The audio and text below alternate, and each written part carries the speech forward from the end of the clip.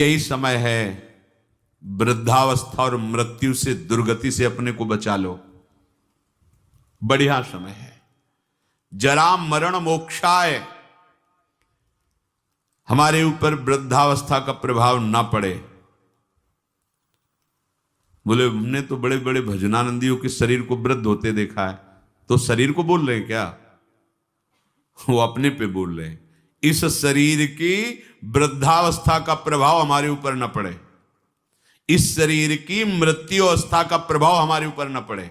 हम सीधे देहाभिमानी तो हमारे से तात्पर्य शरीर में हो जाता है। हम स्वरूप की बात कर रहे हैं, शास्त्र स्वरूप की तरफ इंगित कर रहे हैं। जो मनुष्य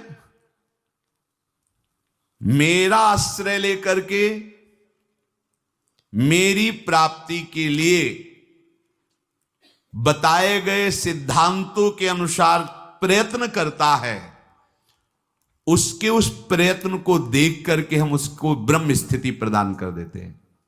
प्रयत्न से नहीं मिला, पर प्रयास देख करके। जैसे यशोदा मैया लाला जी को बांधना चाहती है, भागी बांधने के लिए। अब लाला दौड़ रहे हैं, मैया पकड़ने की चेष्टा करती, प्रभु पीछे मुड़ मुड़ के देख रहे हैं, मैया के माथे पे पसीना आ गया, श्रमित हो रही, पर वो प्रयत्न नहीं छोड़ रही। तो प्रभु स्वयं अपने को बंधा दिया। बस ऐसा ही करते हैं। जब उपासक हार नहीं मानता, हर कष्ट सहता है, किसी प्रलोभन में रुकता भी नहीं है, प्रयत्नशील रहता है भगवत प्राप्ति के लिए, तो प्रभु उसके प्रयत्न को देखकर द्रवित हो जाते हैं और अपने आप को प्रकाशित कर देते हैं। अगर हम प्रमाद स्थिति में रहेंगे तो असाधन होता रहेगा, तो असाधन अर्थात पाप, पाप होता रहेगा तो भजन में प्रवृत्ति ही नहीं होगी। पाप रहित जीवन ही दृढ़ भजन के योग्य होता। बहुत सावधान रहना चाहिए, कोई भी असत क्रिया नहीं हो। बहुत बड़ा इनका दंड मिलता है, जीव जानते नहीं, अज्ञान की धरा में मनमानी आचरण करते रहते हैं। भयंकर गतियां, इन सबसे हमें मुक्त होने का अवसर मिला है। जो मेरा आश्रय लेकर के मेरे द्वारा बताए हुए सिद्धांतों का, प्रभु ही संत रूप में, गुरुदेव के रूप में, शास्त्र के रूप में, ब्रह्म ऋषियों के रूप में हमें मार्ग बताते हैं, हम प्रयास करें, पूर्णता उनकी तरफ से हो। हम शरणागति का प्रयास कर रहे हैं, पूर्णता उनके हाथ में है। हम उनकी प्राप्ति का प्रयास कर रहे हैं, ये उनके हाथ की बात है। कब कैसे हमें मिलेंगे, कौन सी स्थिति देंगे, ये उनके ऊपर की बात। हमें उसका चिंतन नहीं करना, हमें ये चिंतन करना है कि आराध्य देव के सिवा और कुछ चिंतन ना होने पावे। उस ब्रह्म को, संपूर्ण अध्यात्म को और संपूर्ण कर्म को वो जान जाते हैं। जरा मरण मोक्षाय मामाश्रित यतन्तिते, ये वृद्धावस्था और ये मरण अवस्था, जीते जी मुक्ति प्राप्त करने के लिए मानव देह मिला है। अगर आप प्रयासरत रहे, जीवन में अनुभव आपको नहीं हुआ और कभी भगवद आश्रय छोड़कर आप इधर उधर भटके नहीं, तो आपका शरीर पूरा होते होते भगवान अनुभव करा देंगे। पीछे ऐसा वर्णन किया है स्वयं प्रभु ने कि उस समय मैं स्वयं आकर स्मृति रूप से उसके हृदय में जागृत हो जाता हूं, क्योंकि जीवन भर लड़खड़ाते हुए ही सही पर हमारी तरफ चलने का इसने प्रयास किया है। पर हमने महापुरुषों के मुख से सुना है कि जो उपासक बाल्यावस्था से ही भगवान के मार्ग में लगे हैं, उनको इस बात पर नहीं संतोष कर लेना चाहिए कि मरने के बाद भगवान मिलेंगे। नहीं, जीते जी अनुभव करना है। शरीर छूटने के पहले ही हमें शरीर छोड़कर वो स्थिति प्राप्त करनी है जो भागवतिक स्थिति है, बिल्कुल सच्ची। ये शरीर ऐसे ही अनुभव होने लगता है जैसे कोट, शर्ट, बनियान। स्थूल शरीर कोट, सूक्ष्म शरीर शर्ट, कारण शरीर बनियान, लेकिन पहनने वाला अलग है। पहनने वाला न कोट है, न शर्ट है, न बनियाइन है, बिल्कुल अलग प्रतीत होने लगता है। अपना स्वरूप अपने आप से अनुभव में आता है, किसी इंद्रियों के द्वारा नहीं, किसी करण के द्वारा नहीं। अपने स्वरूप का अनुभव अपने स्वरूप से ही होता है, अपने से ही अपने का अनुभव होता है, इसमें किसी अन्य का सहयोग नहीं है। फिर ये साधना क्यों है? क्योंकि ये पवित्र हो जाएं। ये पवित्र हो जाएंगे तो अपने स्वरूप में लय हो जाएंगे, शांत हो जाएंगे।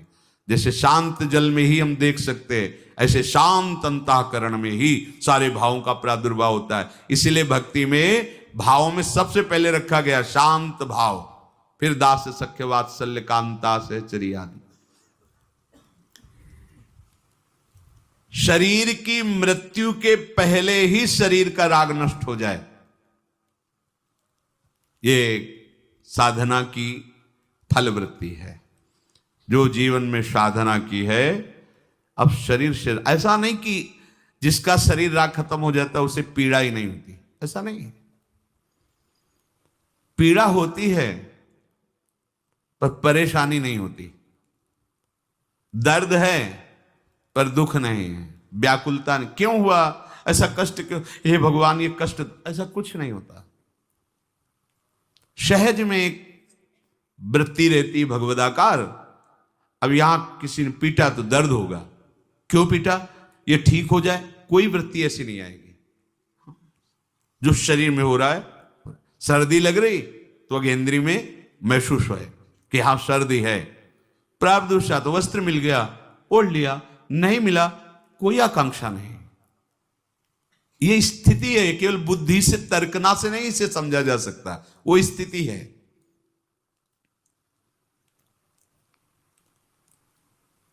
तात्पर्य यह हुआ कि इस मनुष्य शरीर से वृद्धावस्था आने के पहले और मृत्यु अवस्था आने के पहले भगवत प्राप्ति कर लो। बात समझो, ये जो लोग भूले हुए हैं ना कि ये यौवन अवस्था भोगों के लिए है, बड़े बूढ़े शिक्षा देते हैं।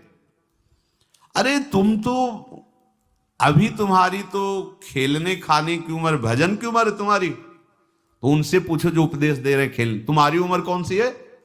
तुम करते हो भजन, तुम भगवत चिंतन में रखते हो, पर वो वहां उत्तर देने की सामर्थ्य नहीं, इसलिए वो बोल नहीं पाते। नहीं, बड़े बुजुर्ग जो समझाते हैं तुम्हारी भजन करने की उम्र थोड़ी है। तो हे पूज्यवर, आपकी उम्र कौन सी है और अब आप क्या कर रहे हैं? भजन कोई खेल खिलौना नहीं है। जब तक आपने पूर्वाभ्यास नहीं किया तो आपका भजन जीवन में आगे नहीं होने वाला। ये भूल जाओ कि लड़का बच्चा परिवार और इनके सब ब्याह बर और सब होने के बाद बुढ़ापे में आराम से जाकर वृंदावन में फ्लैट लेंगे और खूब भजन करेंगे। भूल जाओ, फ्लैट ले सकते हो, आओगे, लेकिन यहां प्रपंच ही करोगे, भजन नहीं कर पाओगे। सत्संग में बैठोगे, सो जाओगे, शब्द समझ में नहीं आएगा, क्योंकि अभ्यास ही नहीं किया है।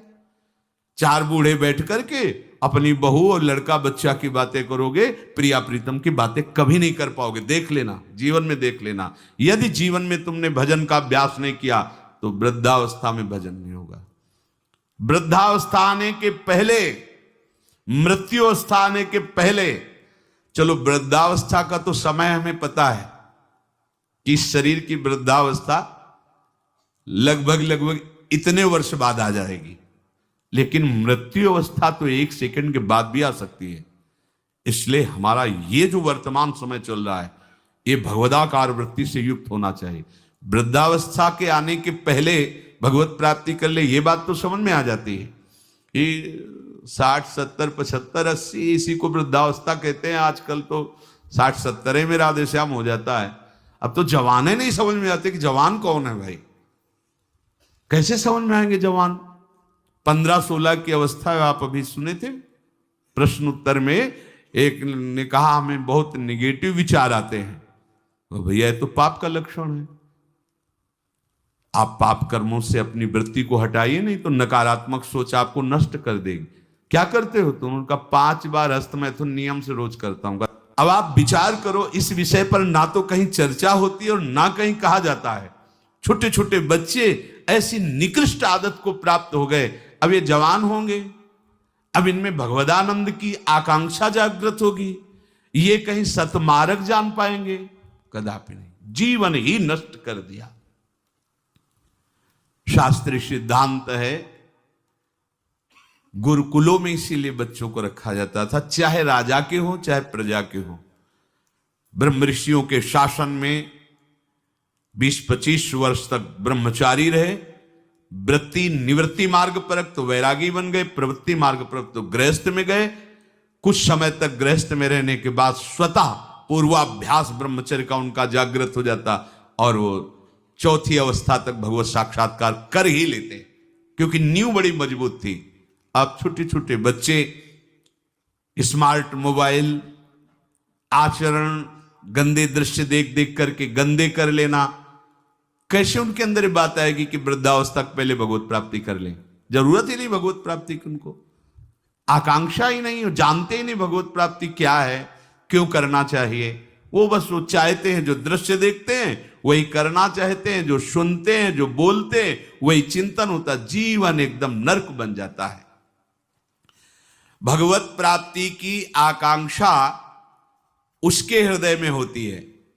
ध्यान से सुनना, पर नारी पर पुरुष त्याग कर, सेवन करो शुद्ध गृह धर्म, निज पर धर्म नाश के साधन, करो कभी भी नहीं कुकर्म।